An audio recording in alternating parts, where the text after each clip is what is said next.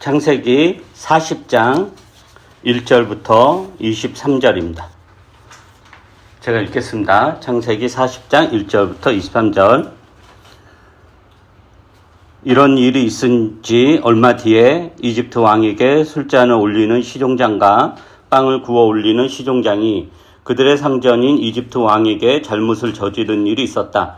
바로가 그 두 시종장, 곧 술잔을 올리는 시종장과 빵을 구워 올리는 시종장에게 노하여서 그들을 경호대장의 집안에 있는 감옥에 가두었는데 그곳은 요셉이 갇힌 감옥이었다.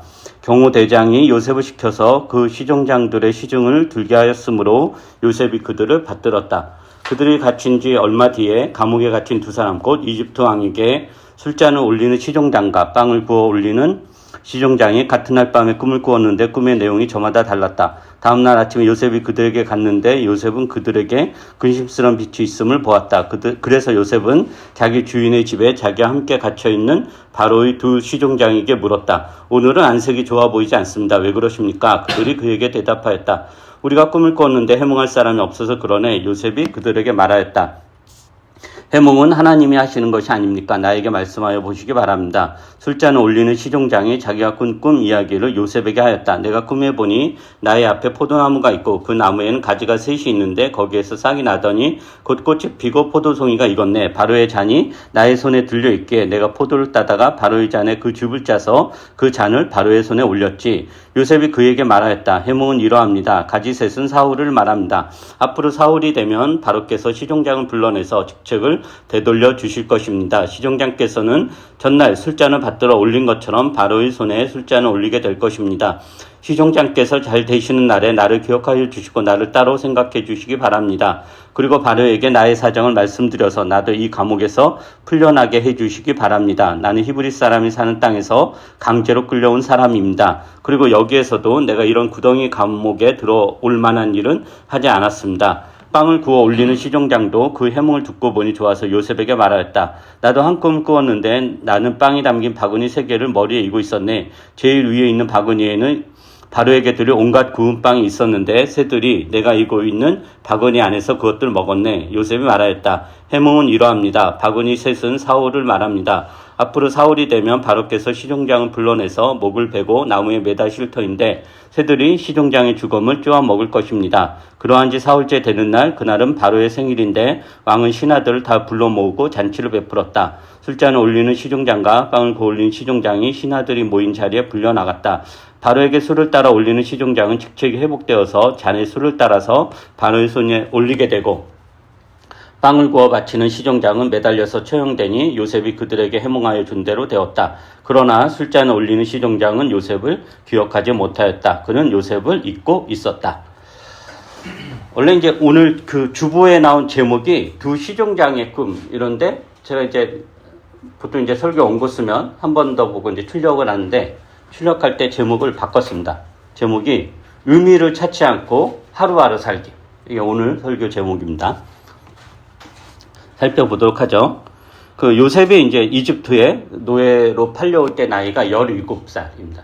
17살에 형들의 그 술책으로 이집트에 노예로 팔려왔어요. 그리고 이제 지금 이제 감옥에 갇혀 있는데 이 감옥에서 풀려나서 이집트의 파라오 앞에서 서서 꿈을 해몽할 때의 나이가 30살입니다. 그러니까 요셉이 보디발의 집에서 노예로 지내다가 누명을 쓰고 감옥에 갇혀서 제수 생활을 횟수가 대략 13년입니다. 그러니까 17살에 노예로 팔려왔고 30살에 바로 앞에 섰으니까 대략 13년을 이렇게 제수 생활을, 노예 생활을 한 거죠. 근데 이 13년의 세월이 뭐 당연히 행복한 세월은 이제 아니었죠. 성경에서 계속해서 하나님이 요셉과 함께 하셨고 요셉을 돌보셨고 요셉이 하는 일마다 다 잘되게 하셨다라고 이야기하지만 그렇다고 해서 그게 노예에서 해방되거나 감옥에서 나온 것은 아닙니다. 그 그러니까 요셉을 향한 하나님의 은혜와 돌보심은 노예 신분이란 조건에서 감옥이라는 상황에서 이루어지는 거예요. 노예에서 해방된다거나 감옥에서 나온다거나 이게 아니라 그냥 노예 신분을 유지한 상태로 감옥에 이란 조건을 유지한 상태로 하나님의 돌보심과 함께 하심이 이루어진다. 그리고 그 감옥에서 노예 생활이 잘 되었다라는 거죠. 그래서 이게 뭔가 딱 표면적으로 하나님이 늘 함께 하시니까 다 잘 됐으니까 행복하겠지라고 하지만 사실은 행복하지 않은 거예요. 예를 들면 이런 걸 생각해 보세요. 아우슈비츠, 히틀러에 의해서 아우슈비츠 감옥에 gat힌 한 유대인이 독일군 장교의 눈에 들어서 동료 유대인들을 관리하는 반장이 되었습니다. 그러니까 독일인들이 유대인들을 이제 뽑아가지고 유대인들을 이제 관리를 했잖아요, 실제로. 그렇게 이제 반장이 되었으니까 다른 유대인들보다는 좀 더 이제 편하게 생활을 할 수 있죠. 먹는 거라든가 잠자리라든가 뭐 좀 더 자유가 주어진다든가 이런 것은 다른 유대인들보다 이제 편했을 거예요. 그러나 그렇다고 해서 그것을 행복하다고 할 수는 없죠. 그죠? 그래서 요셉이 노예 생활이나 감옥 생활에 흡족하며 즐겁게 보낸 것은 아니다라는 것입니다. 그 시간은 고난과 인내의 시간이었습니다. 그래서 시편 기자가 요셉의 그러한 삶을 이렇게 표현하죠. 지난번에 살펴본 것처럼 시편 105편 18절 19절에 보면은 개역 개정판을 제가 다시 한번 읽어드릴게요. 그의 발은 착고를 차고 그의 몸은 쇠사슬에 매었으니 곧 여호와의 말씀이 응할 때까지라. 그의 말씀이 그를 단련하였도다. 그러니까 시편 기자가 요셉의 이제 삶을 이제 평가한 게 그거예요. 그러니까 행복한 시간이 아니었다는 거예요. 그 13년 시간이 어떤 시간이었냐? 하나님의 말씀이 요셉을 단련하는 시간이었다. 발은 착고를 차고 몸은 쇠사슬에 매인 상태에서 하나님의 말씀이 요셉을 단련하였다라는 거예요. 그만큼 고난이 컸고 그만큼 인내의 시간을 보냈다라는 것입니다. 근데 이게 요셉만 그런 것이 아니죠.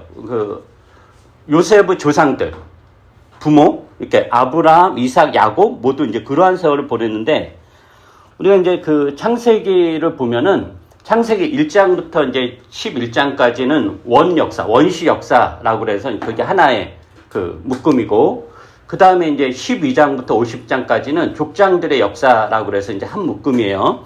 그러니까 아브라함과 이삭과 야곱과 요셉의 역사가 이제 창세기 12장부터 이제 50장까지 꽤 길게 이어지는 거죠. 근데 아브라함을 보면은 아브라함이 이제 하나님의 말씀을 듣고 고향이었던 바빌로니아의 우르를 떠나서 그 바빌로니아의 우르가 지금 이란 지역인 거죠. 거기를 떠나서 아무 연고도 없는 가나안 땅에서 정착합니다. 근데 그곳에서 아브라함이 많은 일을 겪죠. 물론 행복한 일도 있었죠. 그러나 고통스러운 일도 많았습니다. 목숨의 위협도 당하고 아내를 누이라고 속여야 되는 상황도 있었고 하나님의 약속이 성취된다고 했지만은 성취되기는커녕 수십 년의 세월을 자녀 없이 이렇게 보내기도 해요. 그리고 이제 늙음하게 아들을 하나 낳았죠. 근데 하나님 또 그 아들을 불에 태워 바치라고 번제로 바치라는 명령을 하고 이게 아마 아브라함이 겪은 고통 중에서 최고의 이제 고통이었을 텐데 그런 숱한 고난의 세월을 지나면서 인내함으로 하나님의 약속을 붙잡고 하나님을 배우며 신앙에서 자라갑니다. 그래서 아브라함이 하나님으로부터 완전한 사람이다 라는 이제 평을 이렇게 듣게 되죠. 그 다음에 이제 이삭을 한번 생각해 보죠. 이삭은 사실 그 이삭 에피소드에서 이삭은 별다른 고난이 없어요. 아버지 아브라함의 그늘 밑에서 큰 어려움 없이 이제 자란 것 같아요. 그러나 아버지 아브라함이 하나님의 명령에 순종하고자 자기를 번제로 바치려고 했다. 그게 이제 이삭의 나이 한 청소년 시기였거든요. 그때 나이를 보면은 그 번제로 바치려고 했던 사건을 겪었던 이삭은 엄청난 충격이었을 것입니다.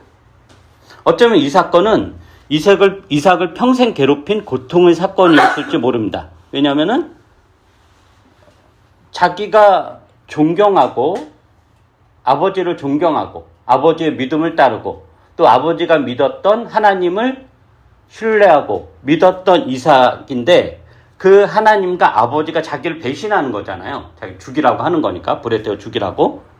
그러나 또 그러한 하나님과 아버지를 신뢰하고 사랑해야만 한다는 것. 이 두 모순된 감정 속에서 이 번제 사건이 비록 어린 양을 바치는 걸로 끝났지만 사건은 끝났지만 그 충격은 아마 이삭에게 내내 이렇게 있었을 거예요. 그리고 그런 거를 약간 이제 상상력을 발휘해서 썼던 그 소설 전에 이제 교회 책 모임에서 읽었던, 기억이 안 나네. 그 이승우라는 작가가 쓴 책 있어요. 소설집인데 그건 굉장히 유명하신 분이거든요. 전에 이제 교회 책 모임에서 읽었는데 그때 이제 이삭의 어떤 이야기인데 그런 모티브로 했던 건데 한번 여러분이 읽어보시고, 그러니까 이삭도 어쨌든 마냥 행복한 인생을 이제 산 것은 아니다라는 거죠. 야곱은 이제 더 말할 나위가 없죠. 우리가 야곱을 살펴봤듯이 숱한 고난을 당합니다. 그 야곱이 나중에 그 파라오 앞에 서면서 그의 인생을 어떻게 평가하냐면은 수십 년의 세월이 나는 험악한 세월이었다. 나는 험악한 인생을 보냈다라고 고백을 합니다. 그러면 그 세월이 무의미했느냐? 그렇지 않고 그 세월을 통해 야곱은 하나님을 배우고 인생을 배운다라는 거죠. 그럼 이제 요셉은 어떤가라는 거예요. 요셉 역시 13년의 세월을 노예와 제수의 신분으로 보냅니다. 그 세월이 어떤 세월이었냐? 고난과 인내의 세월이었습니다. 그 감옥에 갇혀서 그 감옥 관리자의 눈에 들어서 요셉이 이제 감옥 안의 일을 도맡아서 했잖아요. 그리고 그것을 창세기 저자는 하나님 함께 하셨다, 하나님 돌보셨다라고 하지만 그게 무슨 행복한 시절을 보낸 건 아닌 거예요. 왜냐면은 오늘 본 본문 창세기 40장을 다시 한번 보세요. 14절 15절에 보면은 요셉이 감옥 안에서 어떤 심정을 가지고 살고 있었는가 이걸 알 수 있어요. 14, 15절 14절 15절 제가 읽겠습니다. 다시 한번. 시종장께서 잘 되시는 날에 나를 기억하여 주시고 나를 따로 생각해 주시기 바랍니다. 그리고 바로에게 나의 사정을 말씀드려서 나도 이 감옥에서 풀려나게 해 주시기 바랍니다. 나는 히브리 사람이 사는 땅에서 강제로 끌려온 사람입니다. 그리고 여기에서도 내가 이런 구덩이 감옥에 들어올 만한 일은 하지 않았습니다. 그러니까 요셉은 감옥 생활에 안주한 게 아니죠. 감옥에서 나오길 원했어요. 자기의 삶에 나는 가나안 땅에서 살다가 자발적으로 이집트 땅에 온 게 아니라 강제로 끌려왔다. 그러니까 이게 나는 억울하다라는 거죠. 강제로 끌려왔고 감옥에 갇힌 것도 누명을 쓴 탓이다. 즉 자신이 이렇게 감옥에 갇힐 만한 일을 하지 않았다라는 거죠. 그 심정인 거예요. 그러니까 그게 굉장히 이제 고통의 심정인 거죠. 그냥 나는 이 감옥 생활이 편해. 하나님이 함께 하시니까 난 늘 행복해. 이러지 않았다는 거예요. 하나님이 함께 하셔서 거기서 지위를 높여주고 관리자의 어떤 일을 맡겼지만 여전히 노예는 노예고 여전히 감옥은 감옥이다. 라는 거죠. 이게 이제 예를 들면 욥하고도 비슷한데 욥이 엄청난 이제 고난을 당했잖아요. 근데 욥의 친구들이 와서 욥을 이제 위로해 주다가 나중에는 욥이 하도 난리를 치니까 욥에게 뭐라고 하냐면은 그래도 네가 잘못했으니까 고난을 당하는 거 아니냐. 그러니까 욥이 나는 죄 지은 거 없다. 나는 억울하다. 그러다가 이제 계속 그래도 너 생각해봐. 너 죄 지은 거 있어. 그러니까 욥이 나는 죄 지은 거 없다. 난 깨끗하다. 그러니까 이제 친구들이 결국 어떻게까지 이야기하냐면은 그게 바로 죄다. 네가 깨끗하게 하다. 네가 지금 억울하다고 하는 것 자체가 죄다. 하면서 이제 욥을 우리가 공격을 했단 말이에요. 그러니까 지금 요셉도 그런 거죠. 나는 지금 여기에 갇힐 만한 잘못을 한 일이 전혀 없다는 거예요. 그러니까 이제 욥의 마음과 요셉의 마음이 이런 맥락이 비슷한 거죠. 감옥에 갇힐 만한 잘못을 전혀 저지르지 않았고 오히려 주인에게 충성하고 신의를 지키다가 입고를 이제 당한 거잖아요. 그러니까 이 세월이 고난과 인내의 세월이다라는 거죠. 그러니까 우리는 요셉이 보디발의 집에서 노예로 있을 때나 감옥에 갇혀 있을 때 창세기 저자가 하나님 늘 함께 하셨다, 모든 일 잘 되게 하셨다라고 하는 그 말씀을 너무도 쉽게 요셉은 어디서든지 행복한 삶을 살았구나. 그냥 감옥에서도 행복하게 살고 노예 생활하면서 행복하게 살고 그랬구나라고 생각하는데 그렇지 않다라는 거예요. 그럴 수 없는 거죠. 그래서 하나님이 요셉과 함께 했다라는 것은 요셉의 고난을 몰아냈다는 뜻도 아니고 또 요셉이 당하는 고난이 하나님이 없다, 하나님의 부재라는 증거도 아닙니다. 하나님의 돌보심과 함께 하심은 고난과 함께 하는 거죠. 그래서 그 고난의 세월을 헛되게 보내지 않고 하나님의 말씀으로 단련하여 큰 사람으로 만들어 가는 것. 그래서 하나님의 돌보심과 함께 하심은 고난을 없애는 것이 아니라 그 고난이 나를 성장시키는 것으로 단단한 사람으로 만들어 가는 것으로 하나님의 함께 하심은 작용합니다.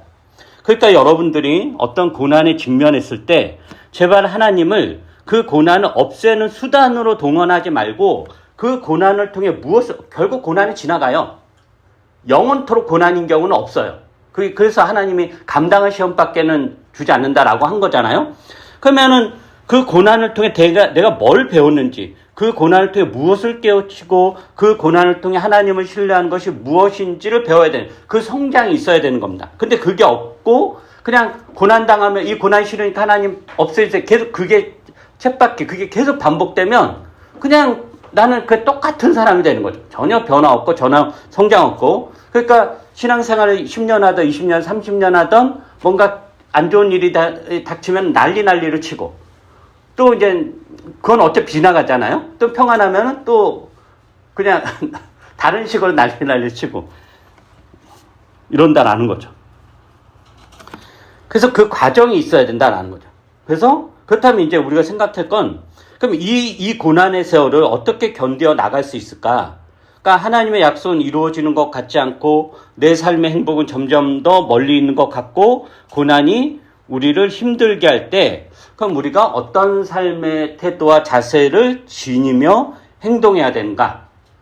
어떻게 견뎌야 되는가? 이건 이제 오늘 본문을 통해서 한번 알아보려고 합니다. 오늘 본문 이야기는 이거죠. 요셉이 이제 경호대장의 집안에 있는 감옥에 갇혔어요. 그 누명을 쓰고. 그런데 어느 날 그 감옥에 이집트 왕의 시종장들이 갇힙니다. 그 시종장은 이제 두 명인데, 한 명은 술잔을 올리는 시종장, 또 한 명은 빵을 구워 올리는 시종장이에요. 이들의 지위가 어느 정도인지 모르지만 왕의 곁에서 왕을 보좌하는 사람들이니까 상당히 높은 지위에 있는 관리들입니다. 그러니까 말단 관리가 아니라 바로 왕 옆에서 직접 이렇게 잔을 올리고 빵을 올리는 거는 굉장히 이제 높은, 그러니까 우리 조선시대로 따지면은 여자로 치면 지밀상궁, 굉장히 그런 높은 지위인 거예요. 근데 이 사람들이 어떤 죄를 저질렀는지 모르지만 중대한 죄를 짓고 파라오의 판결을 기다리고 있는 것 같습니다.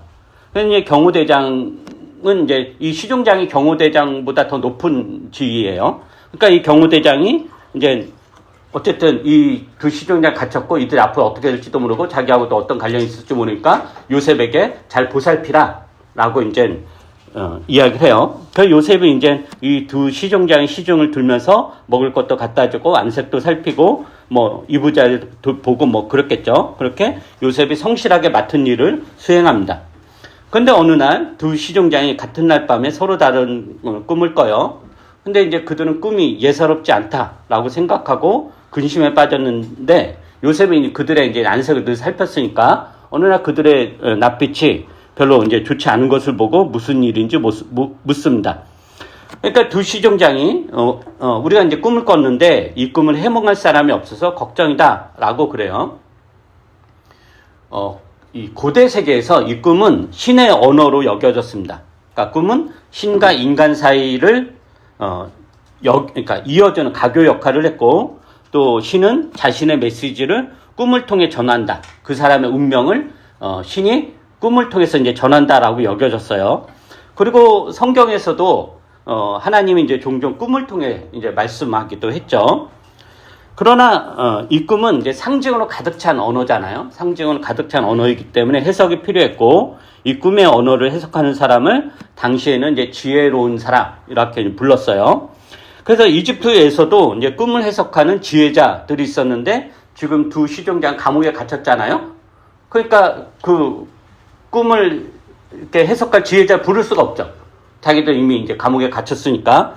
그래서 이제 답답했던 거죠. 걱정도 되고 이게 도대체 우리 운명과 무슨 관련이 있는가. 그런데 이제 요셉이 이제 이렇게 이야기하죠. 요셉 뭐라고 하냐면은, 해몽은 하나님이 하시는 것 아닙니까? 나에게 말씀하여 보시기 바랍니다. 라고 말해요. 즉 꿈은 하나님의 언어이니까 하나님이 해석을 하는 것이고, 나는 하나님의 사람이기에 그 꿈을 해석할 수 있다라고 말하는 거죠, 결국. 그래서 하나님이 나에게 가르쳐 주시니 나는 말할 수 있다라고 하는 거예요. 그래서 두 시종장이 주변에 이렇게 없고, 그러니까 이제 그 요셉에게 꿈을 각자 이야기해요. 그 요셉이 이제 꿈을 해석을 해주죠. 그 꿈 뭐였냐면 시종장의 운명에 관한 꿈이었죠. 그래서 술잔을 올리는 시종장은 복귀해서 이전의 영화를 누릴 것이고, 그 빵을 구워 올리는 시종장은 이제 죽음을 면치 못할 것이다. 그런 내용이에요.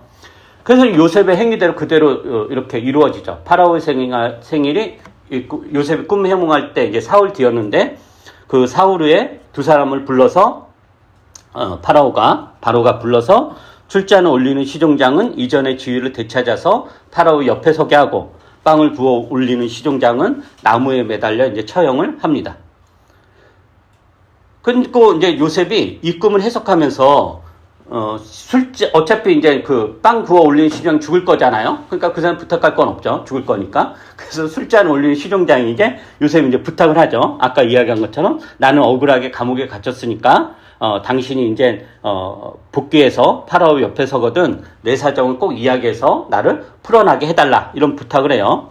그러나 오늘 본문 마지막에 보면은 이 술잔 올리는 시종장은 요셉의 해석대로 복귀해서 다시 예전의 영화를 누렸지만 뭐라고 하죠? 요셉을 잊고 있었다 라고 그래요. 그러니까 요셉의 노력은 이제 숲으로 돌아가죠. 꿈을 해석해줘가지고 자기가 풀려날 줄 알았는데 이 시종장이 자기를 완전히 잊어버렸다라는 거예요. 그리고 그러니까 이게 어떻게 보면 이 술잔 올리는 시종장이 그 요셉의 덕분인지 아닌지 모르죠. 어쨌든 복귀가 됐으면은 요셉을 생각해야 되는데, 이게 요셉이 이 시종장의 꿈을 해석해 무슨 의미가 있을까 싶을 정도로 아무 일 없듯이 그냥 지나갑니다. 근데 이 꿈 모티브는 요셉 이야기에 상당히 중요해요. 요셉 이야기에서 꿈 모티브가 3번 나오거든요. 3번 나오는데 3번 다 2개의 꿈이에요. 2개. 그러니까 첫 번째가 뭐였냐면은 고향 가나안 땅에서 꾼 꿈이죠. 근데 거기에서 요셉이 2번 꿈을 꾸잖아요. 한 번 꿈 꾸고, 한 번은 곡식단 꿈이었고, 한 번은 해와 달 이런 게 이렇게 절한 2개의 꿈을 꿔요. 그것은 이제 부모와 형제들에게 이야기하죠. 근데 그 꿈의 내용은 해석을 할 필요가 없을 정도로 직관적이죠. 왜냐하면 요셉은 자기가 꾼 꿈 이야기를 했고 그 꿈에 대해 해석은 안 했잖아요. 근데 그 형제와 부모들이 그걸 단번에 알아듣죠. 굉장히 직관적인 이제 꿈이었던 거예요. 부모와 형제들이 요셉의 고개를 숙일 것이다. 해석이 필요 없는 꿈이었죠. 그 다음 이제 두 번째 꿈이 오늘 본문에서 본 두 시종장이 각각 꾼 2개의 꿈이에요. 이 꿈은 이제 해석하기 쉽지 않아요. 우리는 결과를 다 아니까, 이게 이런 내용은 알지만, 그 두 시종장이 자기가 껐는데 뭔지 모른다라는 거는 좀 어려운 거죠. 그래서 요셉이 꿈 이야기를 듣고 해석을 해줘요. 그 다음에 세 번째 꿈 이야기가 이제 창세기 41장에 나오거든요. 다음 장에 나오는 게 그러니까 이집트 왕 파라오가 꾼 꿈이에요. 근데 파라오도 2번 꿈을 꿔요. 2번. 그리고 그걸 이제 또 이렇게 해석을 해주죠. 그러니까 파라오가 2번의 꿈을 꿨는데 그 꿈이 하도 기이해가지고 해석해줄 사람을 찾았는데 당시 이집트의 예언자들이나 지혜자들 이 꿈을 해석할 수 없어서 술잔 올리는 사람이 그게 이제 2년 지나고 나서 일이거든요. 그러니까 요셉을 기억해가지고 이제 요셉을 추천해서 이제 요셉을 해석해준 게 이제 창세기 41장이에요. 그러니까 지금 창세기 저자는 요셉의 고난과 인내를 2개의 꿈 모티브로 연결해서 첫 번째, 두 번째, 이렇게 이야기를 하는 거거든요. 그러니까 2개의 꿈 모티브는 첫 번째는 다시 이야기하면은 요셉이 고향 가나안 땅에서 꾼 2개의 꿈, 두 번째 꿈은 감옥에서 두 시종장이 각각 꾼 2개의 꿈, 세 번째 꿈은 이집트 파라오가 꾼 2개의 꿈인 거예요. 첫 번째 꿈은 요셉의 운명에 관한 거죠. 요셉의 운명에 관한 건 모두가 자기한테 절할 거다. 요셉의 운명에 관한 거고, 두 번째 꿈은 시종장의 운명에 대한 것이고, 세 번째 꿈은 뭐냐면은 이집트와 파라오의 운명, 더 나아가서 그 당시 이제 그 지중해 세계, 전 세계의 운명에 관한 게 이제 세 번째 꿈이에요. 그리고 이 각각의 꿈이 요셉을 통해서 하나님의 약속이 성취되는 것과 연결이 돼요. 그러니까 이 꿈들이 뭘 이야기하는 거냐면은 요셉을 통해서 하나님께서 아브라함과 이삭과 야곱에게 약속하셨던 이 언약이, 이 복이 어떻게 성취될 것인지에 대한 복선을 깔고 있는 게 첫 번째, 두 번째, 세 번째 꿈이다라는 거예요. 그런데 중요한 것은 요셉이 현재 자신이 꾼 꿈, 그리고 자신이 해석해 준 꿈들의 연결을 알지 못한다라는 거예요. 그러니까 요셉에게 그 꿈은 각각인 거죠.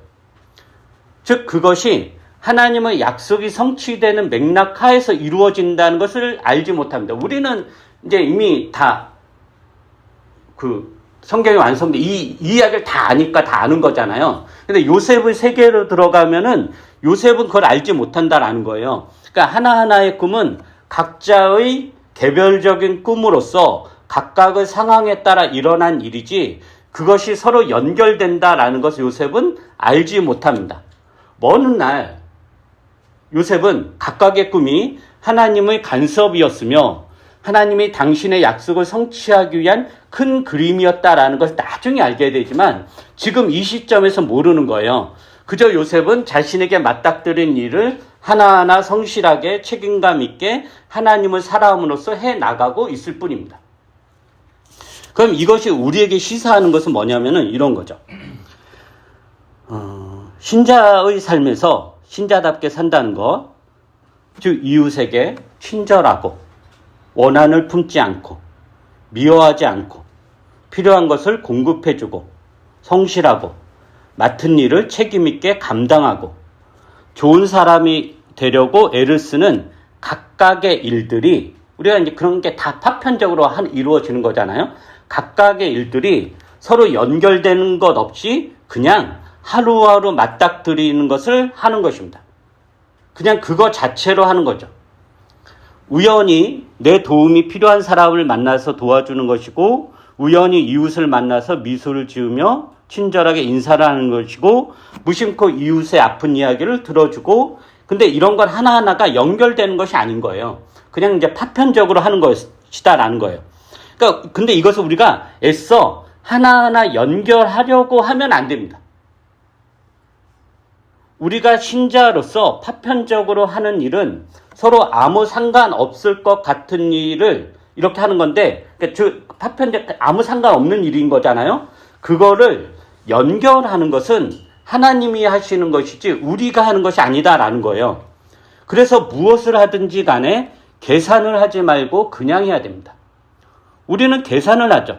내가 이것을 하면 이게 내 인생에 어떤 도움이 되겠고 이게 나중에 어떤 이익이 될 것 같고 내가 이렇게 되면 이게 나중에 어떤 결과를 가져올 것 같고 그런 계산을 하잖아요. 그게 다 연결시키려고 하는 거거든요.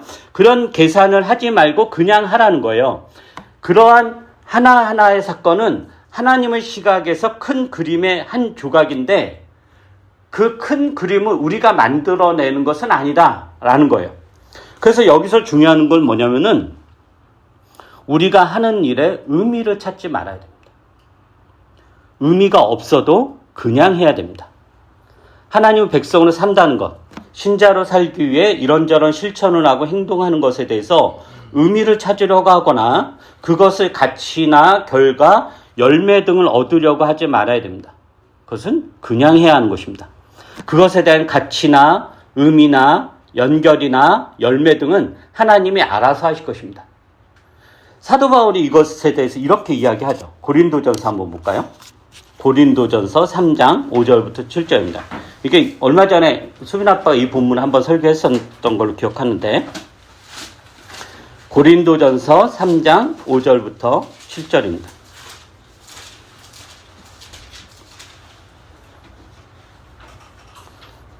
제가 한번 읽어보죠. 고린도전서 3장 5절부터 7절. 그렇다면 아볼로는 무엇이고 바울은 무엇입니까? 아볼로와 나는 여러분을 믿게 한 일꾼들이며 주님께서 우리에게 각각 맡겨주신 대로 일하였을 뿐입니다.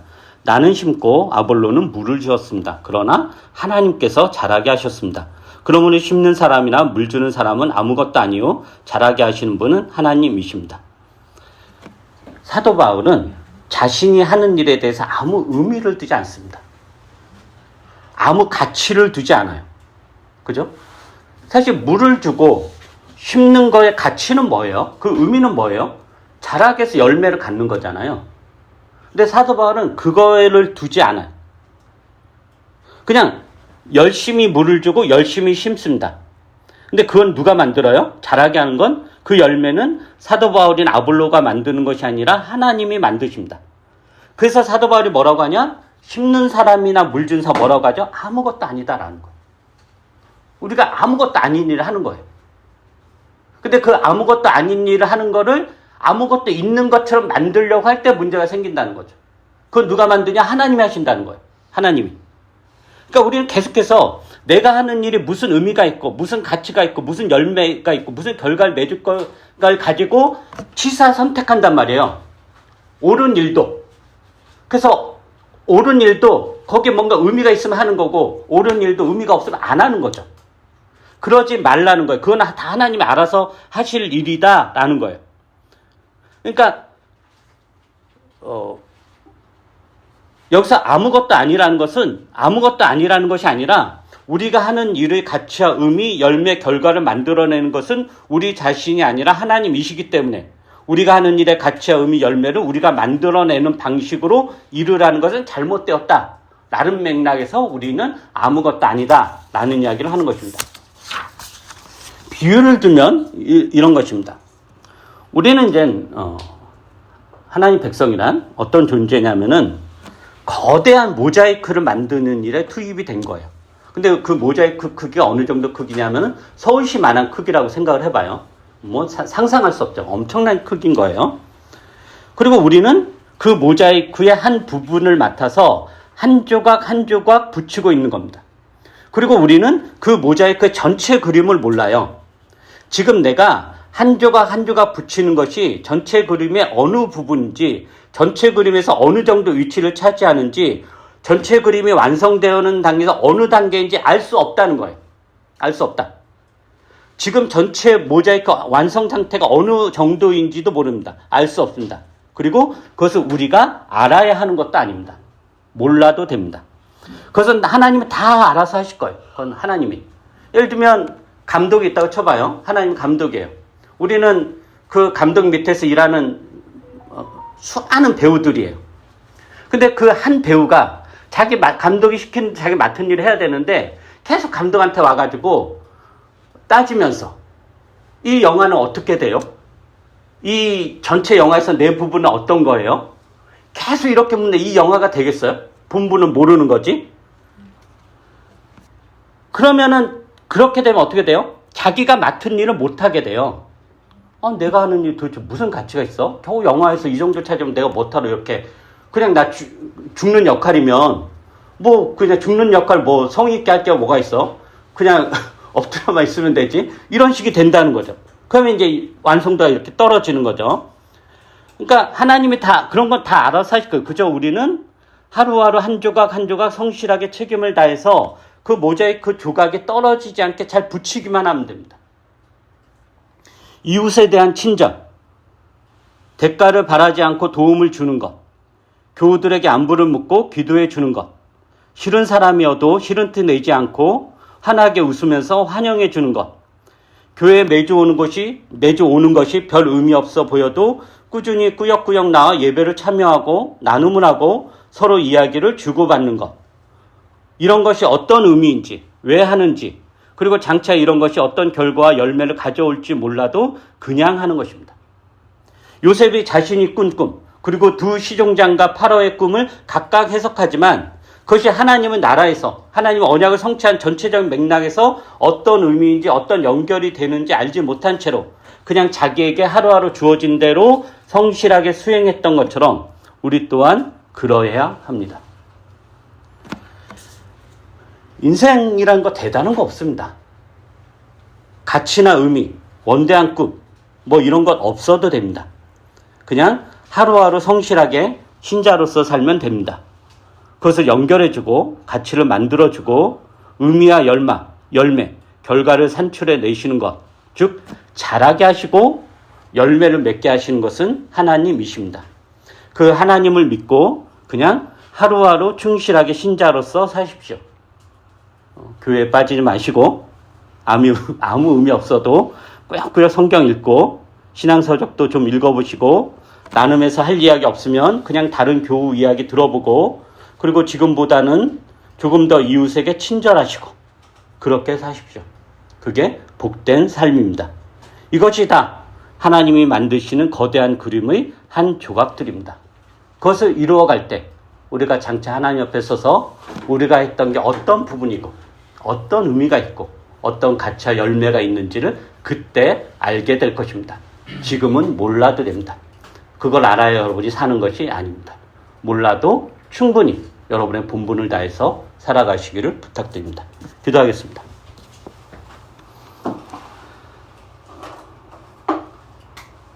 온 우주 만물을 창조하신 우리 주 하나님, 주님의 시간은 우리 계산으로도 수백억 년이고 주님의 창조는 이 지구와 같은 행성이 수주개에 달합니다. 그리고 우리는 그 중에서 먼지보다 훨씬 더 미미한 작은 존재로서 살아가고 있습니다. 그런데 하나님께서 이 우주를 만들어내시고 당신의 뜻을 완성해 가시는 데 있어서 우리를 사용하십니다. 우리가 하는